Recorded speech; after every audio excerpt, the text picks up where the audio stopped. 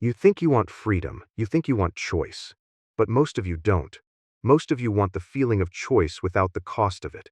You want a script you can follow, a plan you can blame, a system that tells you what kind of person you are supposed to be, so you never have to look at the ugly part of yourself that refuses to change. What you call chaos is often just what happens when a human stops negotiating with other humans' expectations. And what you call order is often just fear dressed up as morality. In this video, I want to dissect Joker's philosophy like a psychologist with no patience left.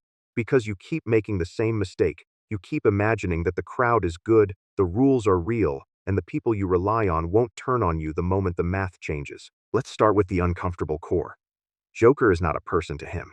He is a concept. He is the natural force people are terrified to name, the void inside the system, the part of humanity that exists even when you pretend you're civilized. And that is why he works. Not because he's strong, because he's diagnostic. He doesn't just hurt people, he reveals them. He makes their inner story collapse in public. You hear stories about his scars and they don't match. One time he says one thing about a father, another time he says the opposite. One wife, another wife. Different details, different emotional triggers. That should bother you. But it doesn't, because people rationalize contradictions when it's emotionally convenient. You tell yourself it's art. You tell yourself it's character depth. But psychologically, it's worse than that. Those contradictions are not confusion. They are targeting. Joker tells different versions to different victims because he understands how your mind uses narrative as armor. You are not a truth seeker. You are a survival machine that wants the story to fit. He hands you a story that matches your wounds and your cravings, then watches you react. He doesn't need to know your history. He needs to know what your mind does with pain. He needs to know what you do when someone touches the hidden bruise. If you're a violent person, he speaks a language you already understand. If you're a romantic person, he weaponizes longing. If you're an anxious person, he gives you uncertainty with teeth. He turns your past into a diagnostic tool. Which emotions will you obey automatically, without thinking? Now here's the part most people avoid because it feels like a threat. Joker is not only manipulating others, Joker is doing something you do to yourself, but with brutal honesty. Most people are walking around with a self they edit in real time. They keep a version of their life that makes them look less responsible, less shameful, less accountable. They tell themselves, I couldn't help it. They didn't mean it. The system made me. Timing was bad. I didn't have a choice. Joker simply removes the courtesy. He says, your stories are only tools, and the second the tool stops working, you discard it without guilt. That is not evil. That's human. So what is Joker's philosophy? It's not random destruction. It's a method for exposing the fragile architecture beneath human morality. Civilization is built on an agreement. You will control yourself because the rules exist. The rules are supposed to hold. The system is supposed to prevent the worst outcomes. You pay into it with your obedience, your taxes, your manners, your good behavior. Joker looks at that and says, let me test it. He doesn't start with a gun. He starts with a bank job that functions like a psychological thesis. The goal is not just money. The goal is proof. He engineers a situation where greed becomes self-consuming. He sets up a chain of orders where each clown is told to kill the next because the real force isn't loyalty. It's incentive. It's scarcity. It's fear of losing what you think you deserve. And then he waits, because the most important thing about crowds is this. They don't need you to push them toward violence. They only need you to activate the permission structure they already carry inside. You think the mafia is a system of honor? It isn't. It's a system of fear and mutual dependence. Turn those dependencies into uncertainty, and the honor evaporates. The moment someone believes they might be the last one standing, morality becomes negotiable. That's the point. Joker doesn't just rob. He demonstrates that greed plus a small trigger equals betrayal. He proves that humans eat each other when you remove the guarantee. Then he does something that looks theatrical but is actually the real philosophy. He accumulates millions and burns them in front of the people. Most viewers interpret it as pure chaos, like he wants to shock. But the psychological intent is clearer if you stop romanticizing the spectacle. He's showing you that the plan itself is meaningless, not money in general, not wealth in general. The plan that says, if I follow the logic, if I grind, if I win, then I will be safe. He torches that belief. He sends a message. Your strategy for meaning is hollow. He turns money into ash to prove that money isn't the engine of your life. Your mind is. Your assumptions are. Your need for control is. And then comes a deeper layer. The one that makes Joker frightening even when he's laughing. He isn't merely destroying the crowd's material world. He's attacking the structure that keeps people docile choice. People say they want freedom, but freedom requires responsibility. Responsibility requires consequences. Consequences create regret. Regret is emotional debt that never truly disappears. So the mind builds a defense. It tries to avoid making choices that lead to blame. This is not philosophy. This is psychology. A classic idea in decision theory is the paradox of choice. Give people endless options, and they become less satisfied, more anxious, and more paralyzed. But Joker goes one step further. He doesn't flood them with choices. He forces them into a trap where any decision creates guilt. Any decision becomes a mirror. That is why his experiments are designed around responsibility without safety. He gives people the kind of choice that doesn't let them remain innocent. He makes you choose between two forms of loss. He makes you choose between the hero you want to believe in and the comfort you want to keep. And the moment you choose, you become the author of the outcome. That is the psychological knife. When people are forced to decide, their ethics don't magically elevate. Their ethics break. They default to instinct, not because they are monsters, but because instinct is faster than conscience. Look at the first major experiment. Joker targets ordinary citizens and forces a choice about Batman removing the mask. The question isn't really about Batman. The real question is, who are you when you feel threatened? When the story you rely on becomes uncertain? Joker predicts something brutally simple. The crowd will protect its self-preservation over its ideals. They will hunt the symbol if it comes with emotional danger. They will abandon the hero if the cost rises. And when they do it, Joker smiles, because he just watched a moral system collapse under stress. He didn't need to convince them. He only needed to create conditions where their fear could speak. Now think about your own life for a moment. When your job becomes precarious, your values become flexible. When your relationship becomes tense, you justify things you would not do in a calm mood. When social media starts punishing you, you become a performer. You don't call it that, but that's what you do. You perform compliance to avoid isolation. Joker is the worst kind of truth teller because he proves that the crowd's goodness is conditional. People behave well when the cost of bad behavior is high. When it becomes low, the mask falls. That's the message people hide from themselves. But Joker's method escalates from crowd behavior to identity behavior. He then attacks the elite, the protected class, the people who are supposed to represent stability, and he does it through fear and through intimacy. The attack on the gala is symbolic, yes, but the psychology inside it matters more than the symbolism. He doesn't just want wealth, he wants a specific target. Harvey, the soul of the city. He wants the symbol of order and he wants to humiliate it. He walks into a room of power with minimal complexity. A weapon, a blade, a plan that is only a skeleton. Why does that matter? Because it signals that he doesn't need thorough control. He only needs to disrupt the assumption that order can contain everything. He knows that the rich live inside a bubble of predictability. He breaks predictability. That's the real terror. And then, when Batman arrives, Joker doesn't fight like a brute. He plays emotional leverage. He uses Rachel. He uses personal history. He uses the hero's attachment as a tool to create a forced dilemma. This is what makes him different from random chaos. He understands the one weakness almost every disciplined person has: their love. People who believe in rules often believe they are protected by their principles. Joker shows them they are not protected. Because the heart is not a logic engine. The heart will pick the outcome it can emotionally survive, not the one that is morally clean. Now let's get to the heart of Joker's philosophy. He is not interested in winning fights. He is interested in forcing the hero to become complicit in loss. He wants Batman to make a choice that creates regret. He wants the hero to carry the psychological aftermath. That's why he intentionally gets caught. He places himself in the interrogation room like a man stepping onto a stage. He wants proximity to the symbol. He wants to reach inside the mind of the enforcer and remind him that he is not separate from the world he polices. Batman thinks he is above the chaos. Joker tells him the truth. You are chaos with a costume. Here is the brutal paradox Joker offers.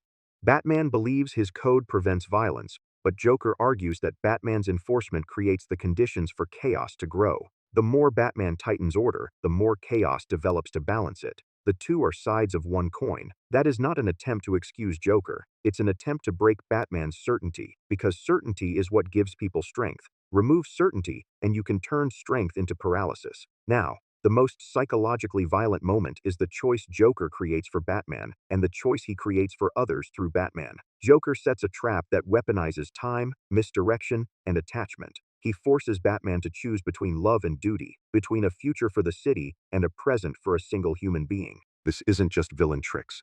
This is a lesson in how humans behave under asymmetric information. When you do not know the full state of reality, your decisions reflect your values and your emotional priorities. Joker understands those priorities better than anyone else does. And when Batman rushes to save Rachel, Joker has already arranged the cost elsewhere. Batman does what he always does. He acts in the direction of his compassion. But the outcome becomes devastation. The psychological aim is clear. Make Batman feel responsible for the death he tried to prevent. And then the most bitter cruelty. The person who is saved has to hear the death through the phone. A cruel residue of reality. Not just loss. Loss with helpless witnessing. That is how you break identity. Not by killing a body. By killing the story that says, I can protect what I love. At this point, Joker wins something deeper than a battle. He destroys the illusion that morality guarantees safety. That brings us to one of Joker's most disturbing speeches. He walks into the hospital and doesn't threaten like a criminal. He confesses like a philosopher. He gives Harvey a new worldview. The world is not about justice versus injustice. It's about plans versus no plans. And that is the shift. In Joker's model, people like Harvey are trapped inside the plan. They believe there is a stable order if they follow the right rules. Joker tries to destroy that by offering a replacement philosophy. Pure chance, pure randomness, no guarantees. But notice what Joker is really doing. He's not teaching chaos. He's offering a psychological escape route. He's giving Harvey a way to stop feeling guilt by removing the concept of reliable consequence. If nothing is planned, then nothing is your fault. If everything is randomness, then you can't be held to the moral weight of outcomes. Joker is essentially selling a get-out-of-accountability card. That's why it works. When you're traumatized, your mind looks for relief. It will accept lies if the lies stop the pain. This is exactly how people end up in toxic relationships, addiction cycles, and self-sabotaging communities. They don't choose chaos because they love it. They choose chaos because chaos feels less painful than responsibility. Now, what does this have to do with you? Everything. Because the choices Joker forces in Gotham are the same choices most people avoid in their own lives. You don't want to choose. You want the illusion that your suffering is not your decision. You want your anger to be natural. You want your avoidance to be just how you are. You want your cheating to be not really cheating because the relationship was already dead. You want your spending to be because I deserve it. You want your manipulation to be because they made me. You build a narrative that makes your behavior feel inevitable. Joker destroys that narrative. He makes behavior look like what it actually is, a decision, repeated until it becomes habit, and then Joker runs the final experiment. 2 boats, 2 groups, 1 ship of civilians, 1 ship of criminals. Each ship holds the promise of moral comfort. One is supposedly good, one is supposedly bad. But Joker flips the meaning. He makes each group carry the other group's bombs. Here's what he's proving. Ethics are not who you are when there's no threat. Ethics are who you are when your action harms others. Ethics under pressure is a different substance than ethics in safety. He forces people to choose whether to let the other side die. He forces them to choose whether to become the kind of person they claim to hate. And he anticipates the outcome with terrifying accuracy. On the civilized ship, the crowd votes to kill. They choose the way that preserves the possibility of survival. They choose the outcome that lets them avoid immediate responsibility while delegating the moral weight to the person holding the detonator. But even that avoidance collapses. The detonator holder can't do it. Not because they suddenly become saintly, because they freeze under the paradox of choice. Responsibility becomes unbearable. The moral decision becomes an identity crisis. What do you do when your survival requires you to become the monster you fear? Psychologically, that's paralysis, not virtue. Meanwhile, on the criminal's ship, a man with nothing left acts. He doesn't freeze because he has already lived with broken identity. He has already accepted that he will be condemned. When you already believe you're damned, the moral barrier has been burnt away. That's why Joker predicted the chaos. He didn't predict intelligence. He predicted conditioning. So Joker is not magic. He's using behavioral science without calling it science. He knows how you respond to stress, threat, responsibility, and the removal of safety guarantees. Now the twist is where most people misunderstand the story. Joker tries to win by forcing Batman to break his one rule: don't kill. Joker wants Batman to become him, to prove that even the hero is subject to corruption when pressure rises. But Batman stops, and the entire theme flips in one quiet action. Joker wanted Batman to become the proof. Batman refuses. He saves Joker even when he has every logical reason not to. That refusal is not weak. It's the final psychological refusal of total cynicism. Batman is not saved by external systems, he is saved by an internal choice. He chooses a rule that has no guarantee of reward. And that matters, because Joker's entire project depends on a world where morality is transactional. Joker assumes people only obey rules because they fear consequences. Batman challenges that assumption with an act that generates no practical benefit. Then Joker falls, hanging upside down, watching the world scramble, and he laughs. Why would he laugh? Because Joker doesn't only measure winning by immediate outcomes, he measures winning by psychological transformation. He has already changed Gotham. Even if he loses physically, he has created a crack in the belief system of truth and justice. He made people see that symbols are vulnerable. He made Batman confront the fact that even with his best intentions, truth can break trust. He forced Batman into a final decision where he lies to protect the city's sanity. This is where the hidden self becomes unavoidable. Most people want the truth because they think truth sets them free. But in practice, people also need illusions to keep functioning. If the truth would destroy the meaning of your life, you will defend the illusion even if it makes you a liar. Batman lies because he believes the alternative is collapse. It's a tragic calculus. The mind cannot survive pure disillusionment. So Batman chooses a story that will hold even if it is not fully accurate. And Joker's final claim is devastating. He says Batman didn't really defeat him. Joker says Batman's world is still built on lies. Batman's order is just a different kind of manipulation. So the question becomes psychological, not comic book. Where do you draw the line between truth and function? Are you willing to tell the truth if it costs you stability? Or do you prefer the lie if it keeps your life intact? Because you do this too, you just do it quietly. You lie to yourself about why you stay in relationships. You lie about why you don't apply for the job. You lie about why you keep old habits. You lie about your motives because the truth would force you to take responsibility. You might tell yourself, I'm just unlucky. I'm just waiting. I'm just not ready. I'm protecting myself. I'm not ready to commit because commitment is risky. You might dress avoidance as wisdom. And then, in private, you feel the horror of it. You feel that you've been choosing your suffering because it's familiar. You feel it and you bury it again. Joker is the part of your mind that stops burying. Joker is the intrusive thought that says, you are not helpless. You are strategic. You're choosing what hurts you because it costs less than changing. That's why people hate him. He forces an identity confrontation. The real violence isn't the gunfire. The real violence is the exposure of your internal bargaining. The moment you realize your morality is conditional, your loyalties are unstable, your courage collapses when regret arrives, and your ideals depend on safety. Now I want to pull this down into the most practical psychological truth of all. The crowd is not evil. The crowd is adaptive. It changes to fit the threat. It doesn't have a stable moral identity. It has a stable survival algorithm. You can see it in workplaces. A toxic boss makes one threat, and the room becomes a choir of compliance. Then that same boss praises them for teamwork. Then a different threat arrives, and the same people stab each other with the politeness of HR. It's the same mechanism. You can see it in relationships. One partner makes a small shift toward control, and suddenly everyone understands the new rules. Boundaries become negotiable. Respect becomes a performance. Then the emotional cost rises, and suddenly the person who was so understanding becomes cruel. You can see it in money mindset.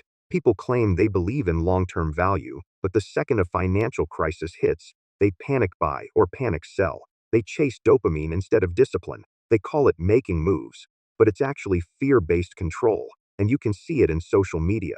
People say they're fighting for truth, but when the crowd changes opinions, they change too.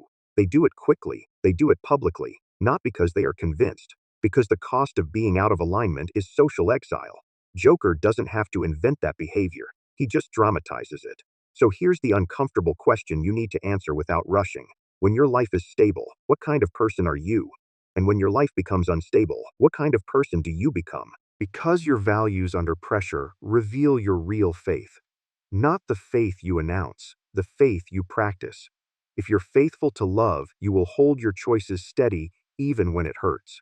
If you're faithful to safety, you will abandon love the moment love becomes inconvenient. If you're faithful to truth, you will accept the loss of comfort that truth brings. If you're faithful to belonging, you will choose silence when silence buys you acceptance.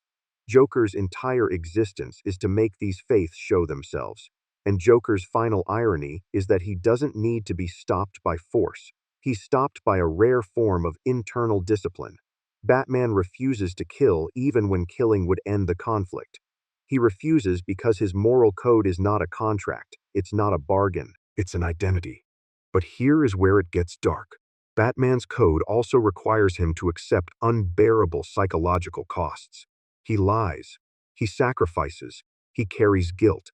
He chooses a story that protects the city, even if it betrays the pure desire for truth. That's not a victory.